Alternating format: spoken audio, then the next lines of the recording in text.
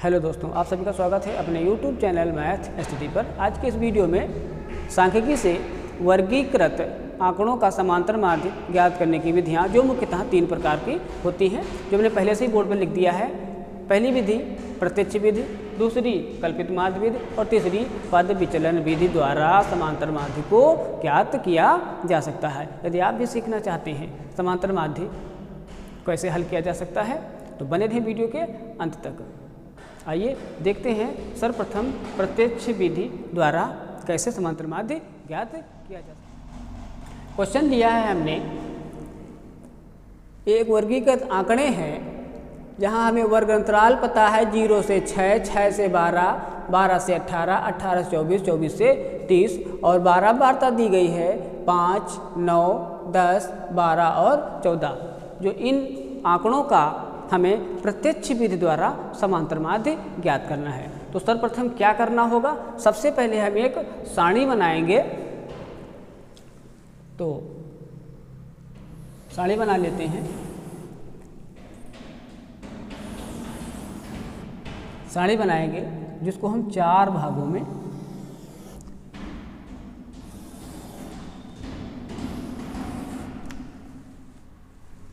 Divide कर लेंगे। पहले यहाँ पर हम करेंगे, ये रहा हमारा वर्ग अंतराल, वर्ग अंतराल।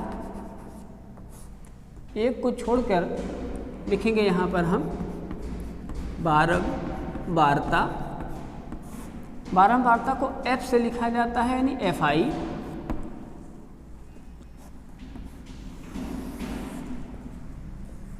यहाँ पर रहेगा जो दिए गए हमारे वर्ग अंतराल हैं, इस वर्ग का मध्य मान। मध्यमान को हम x से लिखते हैं, मध्यमान पद होंगे। और यहाँ पर मध्यमान और बारंबारता का गुणनफल लिखेंगे, यानी FI और इंटू XI। ध्यान से देखेंगे, सारणी बनाना जान गए तो सवाल बहुत ही आसानी के साथ हम इसका समांतर माध्य ज्ञात कर लेंगे। अब वर्ग अंतराल में वर्ग अंतराल लिखते हैं 0 से 6, 30 तक। तो 0 से 6, उसके बाद 6 से 12, उसके बाद 12 से 18, उसके बाद 18 से 24, जैसा कि सारणी में दिया गया है 24, उसके बाद 24 से 30, 24 से 30। उसके बाद क्या करेंगे, यहाँ पर हम मध्यमान लिखेंगे। मध्यमान कैसे लिखा जाता है, ये जो वर्ग अंतराल दिए गए हैं, वर्ग अंतराल में ये 0 से 6 लिखा है, तो 0 हमारा हो गया निम्न सीमा, 6 हो गया उच्च सीमा। अर्थात निम्न सीमा और उच्च सीमा के योगफल का आधा कर देंगे, उससे जो संख्या हमें प्राप्त होगी वह होगी क्या, मध्यमान। तो देखेंगे यहाँ पर 0 और 6, 0 धन 6/2 क्या हो जाएगा, 6 0 6 और 2 से भाग कर देंगे तो ये हो जाएगा हमारा 3। यहाँ से हो जाएगा 3। अब अगले स्टेप में क्या होगा, 6 और 12 का योग करेंगे, 6 धन 12। क्या करते हैं, इसको हम अलग से करते हैं। 6 निम्न सीमा और उच्च सीमा 12, इसका योग करेंगे, 18 होगा, भागे 2 होगा, 2 से भाग करेंगे कितना आएगा, 9 आएगा। अब देखेंगे यहाँ से हम तो 9 और 3 का अंतर देख लें, इसको हम न निकालें तभी हो जाएगा। 9 और 3 का अंतर देख लें तो कितना अंतर आएगा, 9 से 3 घटेगा, अंतर बचेगा 6। यानी देखेंगे 6 6 का अंतर है, तो 3 धन 6 बराबर 9, 9 धन 6 बराबर 15, 15 धन 6 बराबर 21 और 21 धन 6 बराबर 27। अब निकाल के देख लो, 12 18 इन दोनों का योगफल कितना हो जाएगा 12 धन 18, 12 और 18 का योग हो जाएगा 30 और 30 को 2 से भाग करेंगे तो कितना आएगा 15 आएगा, 15 आया। यहाँ देखो 24 और 18 का योग करेंगे, 24 धन 18 का योग करेंगे तो कितना हो जाएगा 8 4 12, 2 1 3 1 4, 42 और बटा 2 हो जाएगा, 2 से भाग करेंगे कितना आया 21। इस प्रकार से इसको भी चेक कर लीजिए, 27 ही आएगा, चेक कर लेते हैं। चेक करेंगे, ये दिया है हमारा 24 धन 30 बाई 2, ये हो जाएगा 54, 2 से भाग करेंगे कितना आया 27, 2 से भाग किया यहाँ आया 27। इस तरह से हम मध्यमान ज्ञात कर सकते हैं।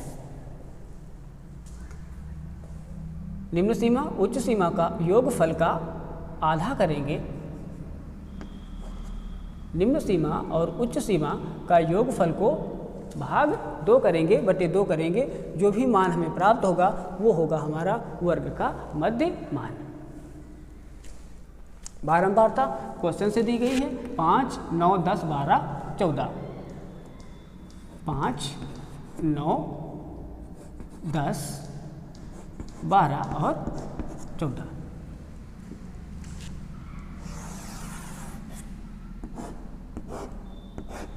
अब यहाँ पर क्या करेंगे, बारंबारता का योगफल लिख लेंगे।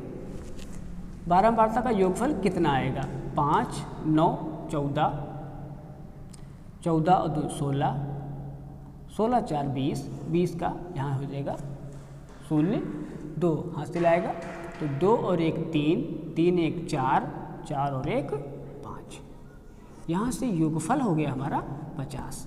अब इसे हम चाहें तो इसे हम FI बराबर लिख लें, अथवा अगर चाहें तो इसे हम N बराबर भी लिख सकते हैं 50। पदों का योगफल N बराबर 50 या FI बराबर 50। अब यहाँ क्या करना है, FI और XI का गुणनफल लिखेंगे। FI क्या है बारंबारता, XI क्या है मध्यमान, तो मध्यमान यहाँ 3 है और बारंबारता 5 है, तो 5 और 3 का जो भी गुणनफल होगा मल्टीप्लाई होगा वह सामने FI XI में लिखेंगे। तो 5 तियाँ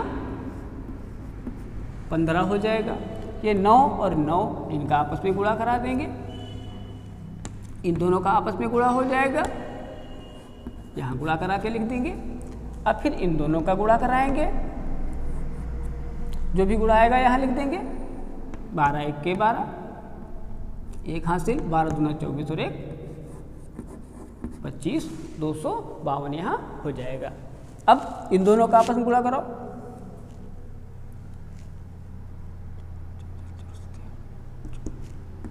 यहाँ पर 14 सत्ते 98 का 9 हासिल, 14 1 के 14 दूना 28, 28 और 9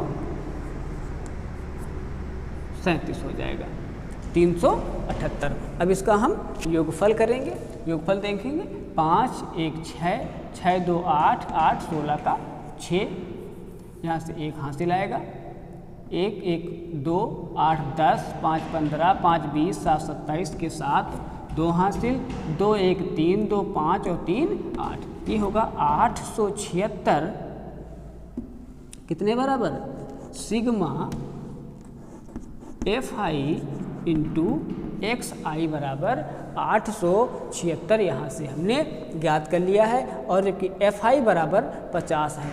अब यहाँ से समांतर माध्य का सूत्र का प्रयोग करेंगे।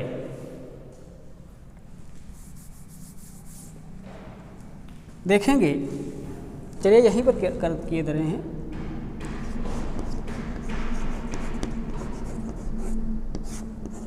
समांतर माध्य को लिखते हैं x बार बराबर सिग्मा FI इंटू XI अपान, यहाँ चाहे S लिख दे और चाहे लिख दे एफ आई, चाहे एन लिख लें चाहे एफ आई लिख दें, सिग्मा एफ आई। यहाँ से एन बराबर 1 और ये आई बराबर 1, ये समांतर माध्य का सूत्र है। तो x bar is equal to F I X I का मान 876 और बाई 50, एफ आई का मान 50 या बाई, यहाँ हम n भी लिख सकते हैं इस सूत्र में, या करके n भी लिख सकते हैं, लेकिन साथ में दोनों नहीं, एक ही कोई एक, या F I sigma F I या n करके लिख सकते हैं। अब यहाँ हम 50 से भाग करेंगे, 50 से भाग करेंगे कितना आएगा? सभी लोग भाग करना जानते हो, भाग कर सकते हो, तो भाग करते हैं। 12 के 2 से लाएगा 1, 2 से लाएगा 1, 2 से 14 1 15, यहाँ से 1 आएगा और 2 16 1 17.52 इसका भागफल यहाँ से आया। और इन आंकड़ों का यहाँ से समांतर माध्य में ज्ञात हुआ है कितना? 17.52। भाग करना सभी लोग जानते ही हैं, 50 से हमने भाग किया है, कितना आया? 17.52। इस तरह से हम इन आंकड़ों का समांतर माध्य ज्ञात कर लिए हैं प्रत्यक्ष विधि द्वारा। बहुत ही आसान है और हर वर्ष बोर्ड की परीक्षाओं में इन सवालों को पूछा जाता है। अब आइए देखते हैं दूसरी विधि द्वारा, कल्पित माध्य विधि द्वारा कैसे हम समांतर माध्य को ज्ञात कर सकते हैं। दिए गए बारंबारता बंटन का हमें कल्पित माध्य विधि द्वारा समांतर माध्य ज्ञात करना है। इससे पहले प्रश्न का हमने प्रत्यक्ष विधि द्वारा समांतर माध्य ज्ञात किया। अभी हमें इस बारंबारता सारणी का कल्पित माध्य विधि द्वारा समांतर माध्य ज्ञात करेंगे और देखते हैं कैसे ज्ञात कर सकते हैं।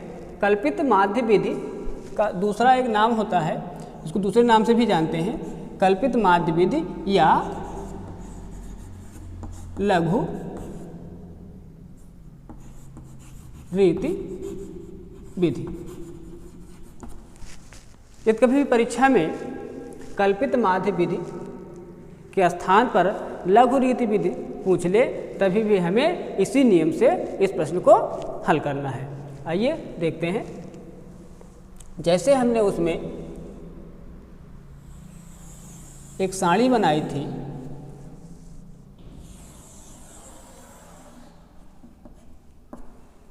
उसी प्रकार से यहाँ भी सारणी बनाना है। वहाँ पर 4 कॉलम थे, यहाँ 5 कॉलम हो जाएंगे। ये हमारा पहला कॉलम वर्ग अंतराल का ही रहेगा,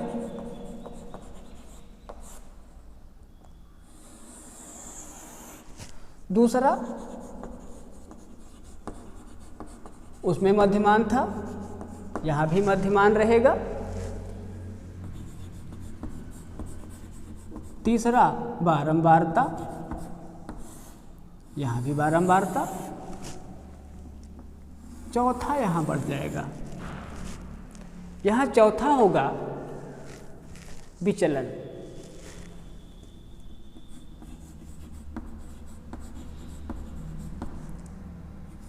जिसे हम DI से लिखते हैं और इसको ज्ञात करने के लिए x से a घटा देंगे।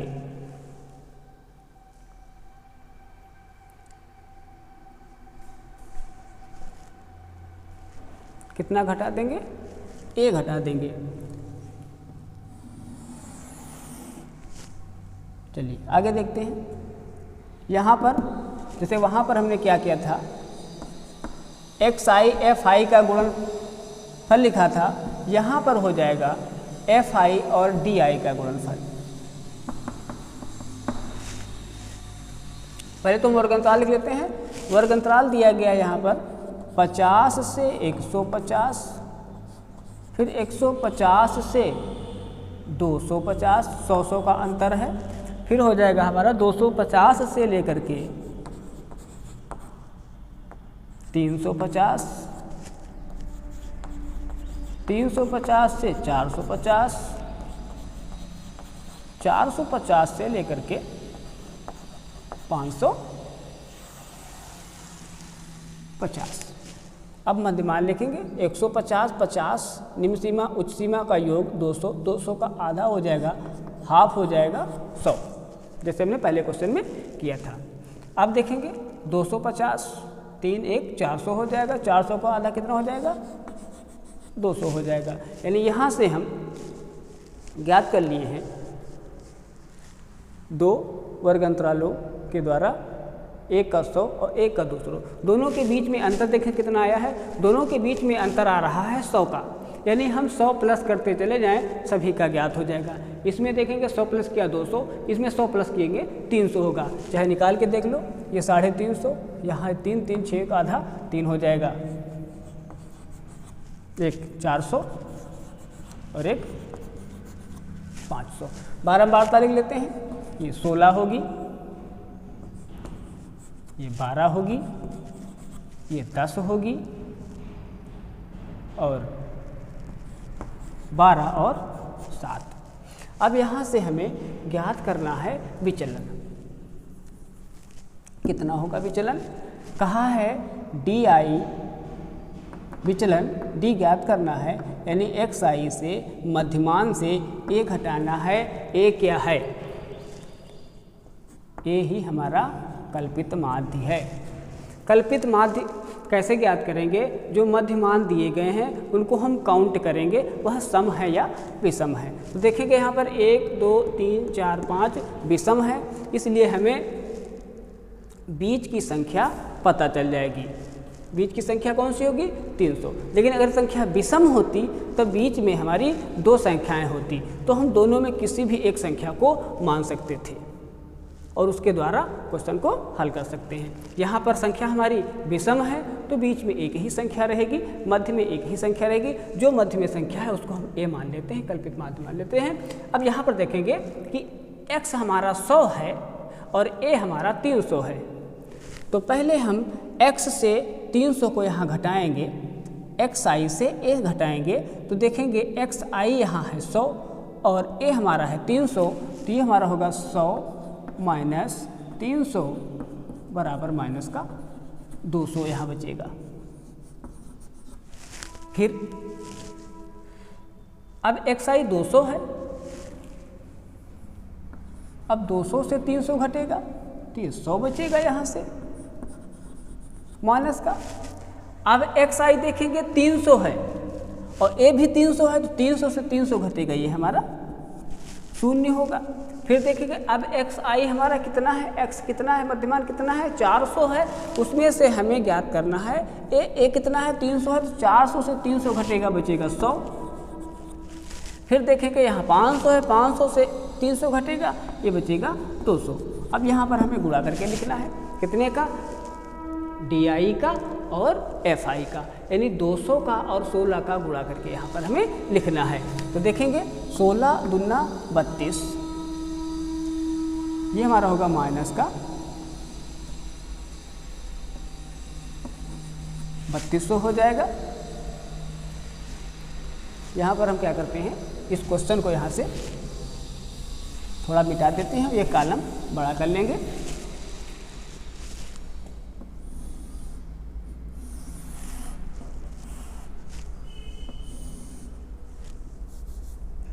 सोलह और 200 का गुणा 16 दूना 32, 100 हो जाएगा। 12 और 100 का गुणा माइनस के 1200 हो जाएंगे। और यहाँ पर 10 और 0 का गुणा 0 हो जाएगा। 12 और 100 का गुणा यहाँ से 1200, 7 और 200 का गुणा 7 दूनी 14 हो जाएगा। अब ये माइनस वाली संख्याओं को एक साथ ऐड कर लें तो ये हो जाएगा 0 0, 2 और 2 4 और 3 1 4, माइनस के 4400। इन दोनों को आपस में ऐड करेंगे ये हो जाएगा हमारा 4 2 6 और 1 1 2 2600। यहाँ से माइनस का 4400 और यहाँ से 2600। जो संख्या बड़ी उसमें से घटा देंगे। यहाँ से हमें सिग्मा DI और FI का मान ज्ञात हुआ। कितना? 4400 से 2600 को घटाएंगे। 14 से 6 जाएगा 8, 3 से 2 जाएगा माइनस के 1800 ज्ञात हुई है। अब देखते हैं, यहाँ से हम बारंबारता का योग करेंगे। 6 2 8, 8 2 10, 10 7 17, 17 के 7 हासिल आएगा 1, 1 1 2, 2 1 3, 3 1 4, 4 1 5। यहाँ से FI हमें ज्ञात हो गया है 57। 57 से हमें भाग करना है। एक बार दोबारा चेक कर लेते हैं। 6 2 8, 8 2 10, 10 7 17, 17 के 7 1 हासिल 1 2 3 4 और 1 हासिल 5। तो यहाँ से हमें पूरी साड़ी हल होके तैयार हो गई है। अब हमें सूत्र का प्रयोग करना है।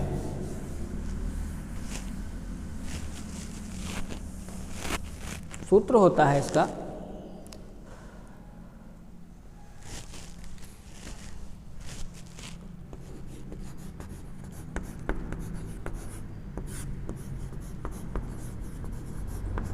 समांतर माध्य बराबर, जैसा कि इसके पिछले सवाल में मैंने सूत्र लिखा था, सिग्मा FI XI यहाँ पर होगा DI और FI अपान सिग्मा FI।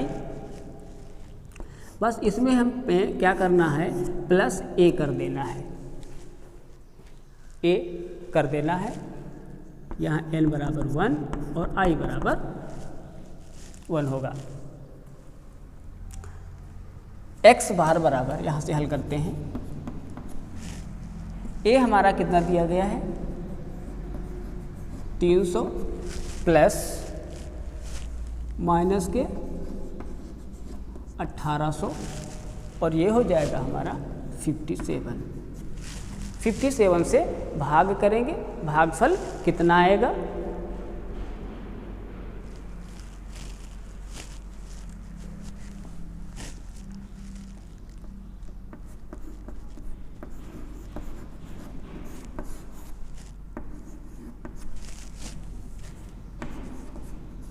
$57 से भाग करते हैं। ये 3 बार, तीनों पक्षी 15, 3 से 21, 2 हासिल, तीनों पक्षी 15 और 2 17 हो जाएगा। यहाँ से 10 से 1 जाएगा 9, फिर 57 दूना 1 बार जाएगा, 10 से 3 गया 7 गया 3, यहाँ बचेगा हमारे पास 8 से 5 गया 3, 10 लगाया 0 बढ़ाया 330, 6 छाक 36, 6 पंचे 30, 5 बार जाएगा, 5 से 35 के 5, ये यहाँ से 3 हासिल आएंगे और 25 और 3 ये 28 हो जाएगा। 10 से 5 जाएगा 5, यहाँ से हमारे पास 2, 12 से 8 गया 4, 45, फिर 0 बढ़ा देंगे 450, 6 छाक 36, 6 से 42, 7 बार, 7 7 49 के 9, यहाँ से हासिल 4 आएगा और 7 5 35 और 35 4 39, 399 कितना बचेगा, 10 से 9 गया 1, यहाँ बचेगा हमारे पास 4, 14 से 9 जाएगा 51। हमारा जो बच रहा है वो 57 के आधे से ज़्यादा है, इसलिए हम 7 को 8 कर सकते हैं।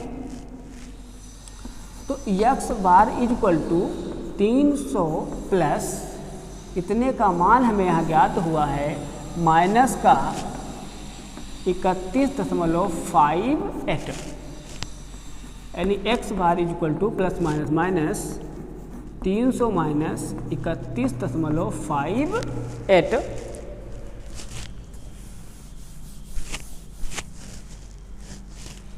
अब यहाँ से हम 300 से 31.58 को लेस कर देंगे। ये 10 से 8 गया 2, यहाँ 9 से 5 गया 4, यहाँ 9 से 1 गया 8, 9 से 3 गया 6 और ये रहा 2।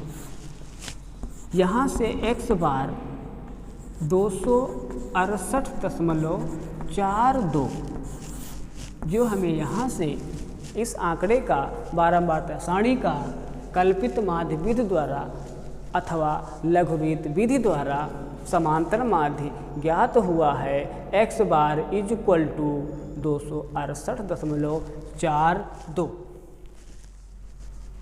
नेक्स्ट क्वेश्चन हमने लिया है जिसे पद विचलन विधि द्वारा समांतर माध्य ज्ञात करना है।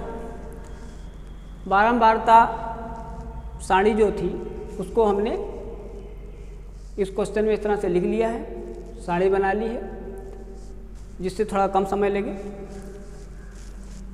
वर्ग अंतराल दिया है, बारंबारता दिया है, बाकी पिछले सवाल जैसे ही क्वेश्चन हल होगा। थोड़ा सा इसमें अंतर है, जैसे उसमें वर्ग अंतराल दिया होता था, बारंबारता मध्यमान ज्ञात करना होता था, पद विचलन ज्ञात करना है। यहाँ FI UI का गुणनफल होगा। उसके लिए यहाँ हम सर्वप्रथम क्या करेंगे, पहले तो हम मध्यमान ज्ञात कर लेंगे। मध्यमान ज्ञात करने के लिए क्या, निम्न सीमा उच्च सीमा का योगफल। यहाँ पर एक दिया है 65 और एक दिया गया है 68। 8 5 13 हो जाएगा, 6 6 12 1 13 हो जाएगा। इसका हाफ करेंगे तो 2 छंग 12, 2 छंग 12, 2 पंची 10, ये हो जाएगा हमारा 66.5। अब इन दोनों का करते हैं। यहाँ दिया गया है 68 और 71, इसका योगफल करेंगे, हाफ करेंगे 2 से तो 2 छंग का 12 होगा, 2 नवा 18 होगा और 2 पंची 10 होगा। ये हमारा हो जाएगा 69.5। अब इन दोनों में अंतर निकाल लेते हैं। इन दोनों का अंतर क्या होगा, 69.5 और 66.5। 6 से 9 से 6 जाएगा 3, यानी 3 का अंतर आ रहा है। 3 3 ऐड करते चले जाएं, हमें यहाँ से मध्यमान ज्ञात हो जाएगा। तो 9 में 3 जोड़ेंगे, 9 3 12, 6 7 72.5 होगा। 3 75.5 होगा, 3 78.5 होगा, 3 78 3 81.5 होगा और 3 84.5 होगा। अब देखते हैं संख्या सम है या विषम है। 1 2 3 4 5 6 7 है, विषम है। इसका मतलब 3 ये और 3 ये, बीच में बचेगी हमारी 75.5, ये हो जाएगा हमारा A। अब यहाँ से हमें ज्ञात करना है UI। कैसे ज्ञात होगा, x से A घटाएंगे 66.5 माइनस 75.5 बाई h दिया गया है। h क्या है, h है वर्ग अंतरालों का अंतर। वर्ग अंतरालों में अंतर क्या है, 65 और 3 68, 3 का अंतर है, यानी यहाँ से h = 3। अब यहाँ से हम पहले तो घटा लेते हैं, 5 से 5 गया 0, 5 से दाएं लेंगे 15, 15 से 6 जाएगा, 15 से 6 जाएगा, 9 बचेगा और 7 से 6 से 6 जाएगा 0, सॉरी यहाँ पर माइनस का 9 और भाग करेंगे 3 से, तो 3 तिरिक का 9, माइनस का 3 यहाँ से आएगा। अब अगले स्टेप में क्या हो जाएगा, जहाँ पर ये 66 था वहाँ पर ये 69 हो जाएगा, 69 हो जाएगा। यहाँ से घटाते हैं, जहाँ से 9 बचा था अब यहीं से अब 6 बचेगा, भाग 3 से होगा, 3 दूनी 6 आएगा, यहाँ से माइनस का 2 होगा, अब 72 होगा। तब यहाँ भी यहाँ 6 बचा था, अब 3 बचेगा, माइनस का और 3 से भाग होगा, 1 आएगा, माइनस का सेम। अब 75.5 से 75.5 घटेगा, 0 आएगा, 0 को 3 से भाग करेंगे, 0 आएगा। अब यहाँ पर 78.5 से 75.5 घटेगा, 3 बचेगा, 3 से भाग होगा, प्लस का 1 आएगा, यहाँ से 6 आएगा, प्लस का 3 से भाग करेंगे, 2 आएगा, यहाँ से 9 आएगा, भाग करेंगे 3 से 3 आएगा। समझ बात आ गई? चलिए आगे बढ़ते हैं, गुणा कराते हैं 2 और 3 का। ये चीज़ समझ रहे हो ना? अगर नहीं समझ में आई है तो एक बार फिर से बता दे रहे हैं। जैसा कि पिछले क्वेश्चन में बताया था, 66.5 माइनस 75.5 को घटाया गया, घटाने पर यहाँ से बचता है 9, यानी x से a घटेगा, x से a घटेगा, a हमारा 75.5 है, 75.5 75.5 और यहाँ पर 66.5 है x और a है 75.5। तो जब a से इतना घटाएंगे तो बचेगा 9, वो भी बचेगा माइनस का। यहाँ पर देखेंगे h यानी निम्न सीमा उस सीमा के बीच में जो अंतर है उस अंतर से करते हैं भाग, तो भाग करने पर यहाँ आएगा माइनस का 3। उसके बाद अब यहाँ से देखेंगे 3 अब कम है, अब 3 अब कम बचेगा, तो वहाँ 9 था तो यहाँ 6 आएगा, उसके बाद फिर 3 आएगा, फिर 1 0 हो गया क्योंकि 3 और बटे 3 बराबर 1 हो गया। उसके बाद 0 आएगा, 0 बटे 3 होगा तो 0 हो जाएगा। उसके बाद अब फिर 3 आया, 3 से भाग होगा, अब प्लस का 3 आएगा, फिर प्लस का 6 आएगा, फिर प्लस का 9 आएगा, 3 से भाग करेंगे, उसके बाद से 1 2 3 उसी क्रम में हो जाएगा। अब fi का और ui का गुणा कराएंगे, 3 दूनी 6, यहाँ से माइनस का 6 होगा। फिर देखेंगे 4 दूनी 8, ये माइनस का 8 होगा, 3 1 के 3 माइनस का 3 होगा, 8 शून्य में 0 हो जाएगा, 7 1 ये 7 हो जाएगा, 4 दूनी ये 8 हो जाएगा और 2 तैयाँ 6 हो जाएगा। माइनस को आपस में ऐड करते हैं, 8 6 14, 14 3 17, ये माइनस का 17 होगा। 8 7 15 और 15 6 21, प्लस के 21 हो जाएंगे। 8 3 11, 11 6 18, सॉरी 8 6 14 3 17 माइनस के। अब यहाँ से हमें ज्ञात करना है सिग्मा fi इंटू ui बराबर 21 से 17 घटा देंगे तो क्या बचेगा, 3 और 1 4। fi हमें पता है, 4 2 6 3 9, 8 17 2 19, 4 2 6 6 3 9, 9 और 8 17, 17 7 24, 24 4 28 और 2 30। अब यहाँ से समांतर माध्य ज्ञात करना है, वो भी पद विचलन द्वारा। तो समांतर माध्य x बार बराबर a प्लस, जैसा पिछले सवाल में हुआ था, सिग्मा fi इंटू ui अपान सिग्मा fi और गुणे में इसके h हो जाएगा। बस कितना हो जाएगा, गुणे में h हो जाएगा, यानी x bar equal to a हमारा कितना दिया है 75.5 प्लस ये हमारा है 4 बटा ये कितना है 30 और गुणे h कितना है 3 से भाग करेंगे 3 दहामा 30 हो जाएगा ये 75.5 प्लस 4 बटा 10 तो 75.5 प्लस 4 को 10 से भाग करेंगे 0.4 दोनों आपस में जुड़ जाएंगे, ये हो जाएगा 75.9। यहाँ से हमें अभीष्ट समांतर माध्य ज्ञात हो गया है 75.9। इस तरह से हम किसी भी बारंबारता बंटन सारणियों का समांतर माध्य ज्ञात कर सकते हैं, चाहे हमें प्रत्यक्ष विधि से ज्ञात करना हो, कल्पित विधि से ज्ञात करना हो या पद विचरण विधि से ज्ञात करना हो, सभी तरह से ज्ञात करते हैं। और उम्मीद करते हैं कि यह वीडियो पसंद आया होगा। समांतर माध्य से संबंधित अन्य प्रश्नों को लेकर के मिलते हैं नेक्स्ट वीडियो में। तब तक जय हिंद, जय भारत।